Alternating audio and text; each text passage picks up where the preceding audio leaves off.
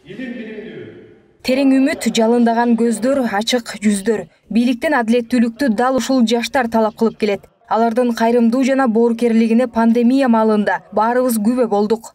Президенттикке талапкер Садыр Жапаров жаңы жылды жаштардын реалдуу идеяларын жана сунуштарын угуу менен баштоону чечкен. Көптөгөн элдерге жаштарга эмес, чоң калкыбызга жумуш менен камсыздап келаткан чоң долбоорлорду жасап келатышат.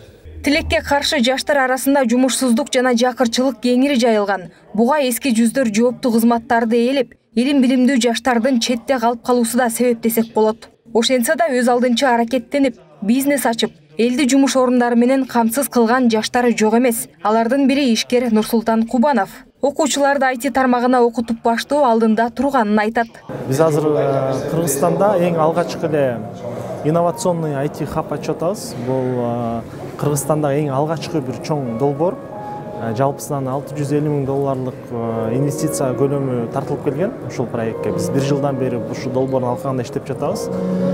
Бул проект аркылуу биз ушул кыска мөөнөттүн ичинде жаш IT тармагына кызыккан жаштарга билим берип, анан мындай аутсорс кылабыз да, дүйнөдөгү ар түрдүү заказдарды алып, ошол эле мисалы үчүн Алайдан же Ат башыдагы биздин мекендештер үйүндө отуруп эле дүйнөлүк аренага чыгып, мисалы үчүн дүйнөдөгү заказдарды алып, анан акча тапканга бир мүмкүнчүлүк болот да. Жолугушууда билим тармагына өзгөртүү киргизүү боюнча да көптөгөн сунуштар айтылды. Жогорку окуу жайлардын биринде билим алган Анжелика Акылбекова студенттер келбей калган күнү үчүн акча төлөп кутулбай, анын ордуна көбүрөөк тапшырма аткарышса деген сунушун билдирди. Окуучулар бар чындыгында эле аракет кылып окуп билим алган, бирок ошол болот ар кандай учурлар сабактан калып калат, ооруп калат же жетишпей калат. Ошондой учурларда НБга төлөйт да акчачы. Менимче НБга акча төлөгөндөн көрө ошону окуп билим алып, ошону кайра калтырган күндөрүн тапшырса жакшы болот деп ойлойм. Эгерде НБ төлөгөндө дагы эмне үчүн башка университет жүрсөм, бир университет 20 сом төлөш керек. Кыргызстанда дүйнө элине адабият, театр искусствосы жана кино тасмалар аркылуу жакшы тараптан таанытса болот. Мындай ойду жаш режиссер Жыргалбек Бозгунчиев билдирип, Кыз чабан аттуу документалдык тасмасы түрк мамлекеттер арасында өткөн фестивалда мактоого арзыганын билдирди. Азыр болсо Кыз чабан деген документалдык тасма тартып, Кыргызстан боюнча жөнөтүп, Түрксой деген бир жакшы бир конкурска жөнөттүм эле. Ошактан баш байгени албасак дагы Кыргызстандын атын алайга, даңкын далайга чыгарып, бир жакшы бир баракчаны алып келди.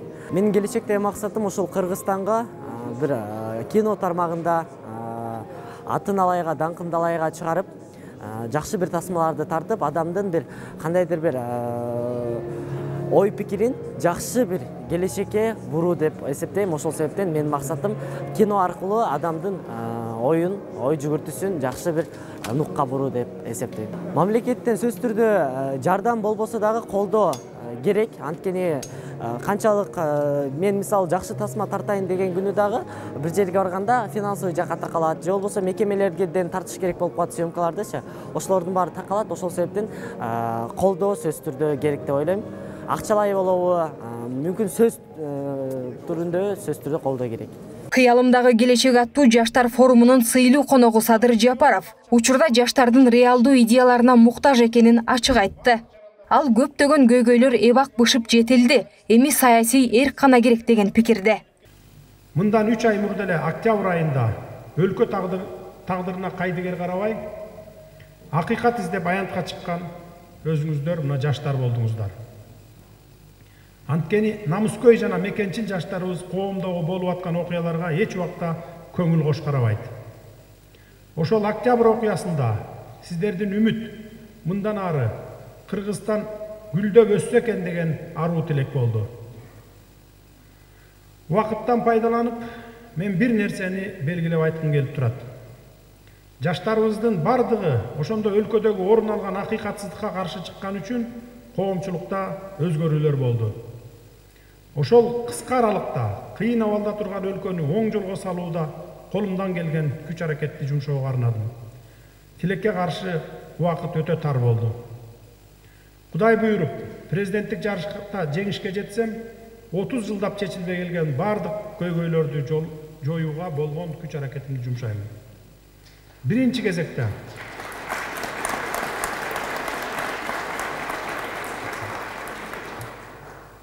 биринчи кезекте коррупцияга каршы айыгышкан күрөштү улантып, өлкөдөгү кадр маселесин оң жолго коебуз. Кадр маселесинде дал өзүңүздөрдөй татыктуу билим алган таланттуу жаштар менен команданы толуктайм деген тилегим бар. Буга сөз берем сиздерге. Корея, Түркия, Орусия мамлекеттеринде окуп иштеп жүргөн мекендештер да онлайн байланышка чыкты. Алар көбүнчө кадр саясатындагы реформалар тууралуу суроо беришти. Ошондой эле Кыргызстанда жумуш орундары түзүлүп, ипотекага үй алуу жолдору жеңилдесе, өлкөбүздөн кетпейт элек деген ойлорун айтышты. Студентимен биринчиден алыста болсом дагы катышып жатканыма абдан кубанычтамын. Түркияда бүгүнкү күндө ошол 2000ден ашуун биздин студенттер окуп жатышат. Алардын арасында мен да бармын. Ошол чет өлкөдө билим алып жаткан студенттерди ойлонтурган бир маселе бар, ал кадр саясаты. Бирок тааныш билишиң жок болсо, ишке да орношо албайсың. И ушундан улам прогрессивдүү жаштар билим алган өлкөдө калып жатышат да. Бул биздин кыргыз калкынын, кыргызстандыктардын деги эле өзүбүздүн менталитетибизге жараша тууганчыл болобуз, досчул болобуз, анан айылдаш, жердешчил болуп бөлүнүп кетебиз. Мына ушунун кесепетинен 30 жылдан бери кадр саясатыбыз жалаң тааныш билиштердин жыргалчылыгына айланып кеткен да. Мен дагы өзүмдүн выступленияларымда айтып атам сиздерге, көрүп атасыздар. Мындан ары мейли министрдин баласы болобу, мейли жөнөкөй адамдынбы, акимдинби же кетмен чапкан дыйкандын баласы болобу, конкурстук негизде өтүп, кимиси ошол адистик күчтүү адис болсо, кимиси ошол тармакты тартип кете ала турган болсо, эгерде башчы болуп барып аткан болсо, мына ошолорду коебуз. Мен ушул жалпы Россияда иштеп жүргөн биздин мекендештердин атынан суроо берейин деп чечтик. Урматтуу Садыр мырза, биздин өлкөгө инвесторлорду тартып, өнөр жайыбыз өнүксө, заводдор иштеп, бизге жумуш орундары ачылса, анан да биз үчүн ипотека жолу менен ыңгайлуу шарттар менен үйлөр курулса деген тилек менен жашап келебиз. Үй алалы десе шарттарыбыз жок. Ипотека баасы аябай кымбат. Ушул маселелерди оюңузга ала жүрсөңүз абдан жакшы болмок эле. Ипотека боюнча мындан бир 5 жыл мурун бир чоң инвесторлор келген экен, баягы шаар салуу боюнча. Мисалы ушу аэропорт Манас жака, СЭС Бишкек жака жер сураган экен. Жер сураганда биздин майда чүйдө чиновниктер эле алардан баягы үлүш сурап, мага мынча үлүш бересиң деп кайра кетип калган экен. Мына Астанага барып, үйлөрдү куруп туруп, микрорайондорду, Ташкентке барып, мына шаар салыптыр килтеген. Ошолор келди кайра. Келип мени менен уже 2 ай бою ушу сүйлөштүк. Кудай буйрса, ошо чоң-чоң шаарларды салалы деп атабыз, шаарларды. Мына Бишкектин үстү жагынан жер берип, ошо СЭС Бишкек жактагы жерлерибизден жана башка ушу чүйдүн жерлеринен баягы чоң-чоң жерлерге ушу шаарчаларды салалы деп атабыз. Андан сырткары бардыгы эле ошо чүй менен Бишкекке салына бербестен, ошо ар бир райондун центрларына, областтын центрларынан жер бөлдүрүп берип, ошол жактарга дагы ушундай микрорайондорду салалы деп атабыз. Инвестордун кызыкчылыгы коргонбой келди ушул убакытка чейинчи. Анан азыр инвесторлор точуп калгандыктан туруктуулук керек, мыйзамдуулук керек, адилеттүүлүк керек деп айтып жатышат. Ошон үчүн сурооңузду берсеңиз. Масат мырза, сурооңузду. Да. Азыр менин просто түшүндүрүп кетким келип атат. Кыргызстанда биякта бизнес форумдар болот, инвесторлордун форумдары болот. Ал жерде мен Кыргызстанды таанытайын десем, Кыргызстан чорный списокко кирип калат, кара тизмеге кирип калат. Анан ушундай көрүнүштөрдөн улам кантсеңиз болот. Мен мисалы ушундай биздей Кыргызстанда инвестиция тартайын деген жаштарды сиз кандай көрсөтө аласыз? Эгер Кудай буйруп президент болуп калсаңыз? Эми Кудай буйрса мындан ары андай болбойт.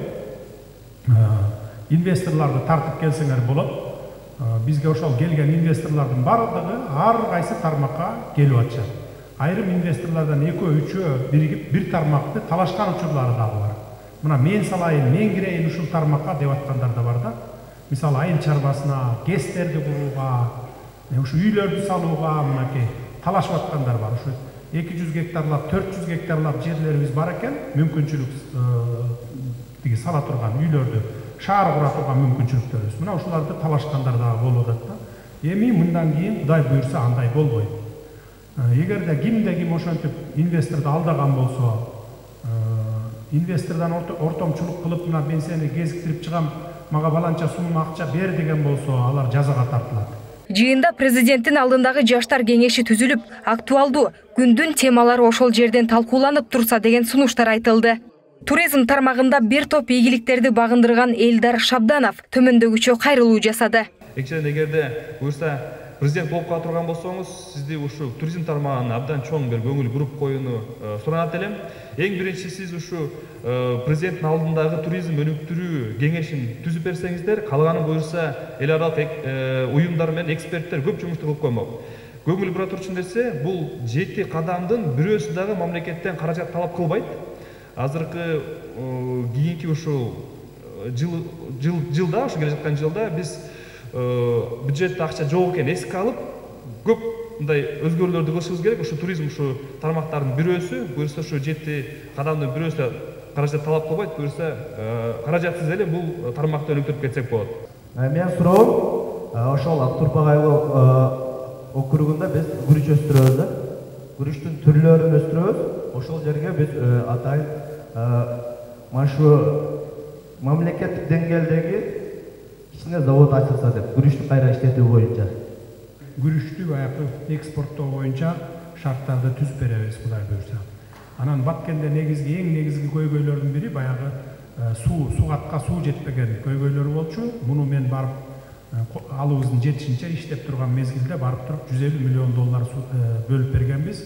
Бул жана Кулумду каналына суунун деңгээлин көтөрүп, өзү бир топ жерге, бул жерде 100 гектар жерлер өзү сугарыла тургандай кылып бердик. Кудай буюрса азыр иш жүрүп атат. Ушу жылдын аягына чейин, эмки жылы ушу аяктап бүтүп калат болуш керек. Ал жогорку окуу жайларда билим берүү орус тилинде жүрөт. Анын жыйынтыгында жаштарыбыз же кыргызча так туура жаза албай, же орусча так туура жаза албаган ушундай кадрлар чыгып атат да университеттерден. Ушул маселени кандай карайсыз ушул маселегечи? Кыргыз тили боюнча туура айтасыз. Анткени эмне үчүн начар окутат, эмне үчүн ушундай өнүкпөй атат кыргыз тили? Анткени бул жерде биздин өзүбүздүн ошол тилчилерде биринчи кезекте ошондо болуп атат. Анан окуу куралдарынын жетишпегендигинен болуп атат. Окуу куралдарын, жанагындай материалдарды берип, анан талап жоктугунан да. Буга биз сөзсүз түрдө көңүл бурабыз. Анткени бизде кыргыз мамлекетибиз ар бир жаран кыргыз тилин билүүгө милдеттүү негизи. Орус тили болсо бул расмий тил, бул илгертен калган тил. Бул эл аралык кызматташууда бизге СНГ өлкөлөрү менен керектүү тил. Ошондуктан расмий тили болуп биздин баш мыйзамда калып атат. Ал эми кыргыз тилин сөзсүз өнүктүрүшүбүз керек. Мындан тышкары жарандык активисттер калкты ишкердикке үйрөтүү үчүн телеэфирлерден убакыт бөлүп берүү сунушун айтышты. Анткени чакан бизнестер көп ачылуусу үчүн билим жана төмөн баадагы насыялар керектелет. Биз бул форумда тескерисинче мына чындыгы баягы өздөрүнүн мамлекеттин жанагы көмөгү жок эле өз алдынча чоң жумуштарды кылып жатышат. Чоң кыймылдарды кылып жатышат. Алар мамлекетти бер деп эмес, өздөрү сунуштарын бере алат. Конкреттүү бир реформалар боюнча сунуштап атат деген бир багытты көрсөткүбүз келди да. Мына форумдун алкагында бизде 4 спикер билим тармагында, туризм тармагында ушул өздөрүнүн жакшы бир ойлорун берди. Мына жөн эле баягы презентация кылып койбостон жыйынтыгында ошол ойлорун конкреттүү түрдө кагаз түрүндө бизде ушул талапкер Садыр Нуркожоевичке берди. Анын биз бирден бир үмүтүбүз эмне болду? Бул президент болуп калса, анын өзүнүн программасы бар. Программасында ушул бүгүнкү форумдун алкагында берилген, алынган суроолорду колдонуңуз деген бир жаштардын чоң бир өтүнүчү болду да. Бүгүнкү жыйынга чет өлкөдөн келген тажрыйбалуу жаштар жана түрдүү тармактардагы лидерлер катышып идеялары менен бөлүштү. Президенттикке талапкер Садыр Жапаров жумушка алууда жакшы адам эмес, жакшы кадр деген талап коюуларына ишендирип кетти.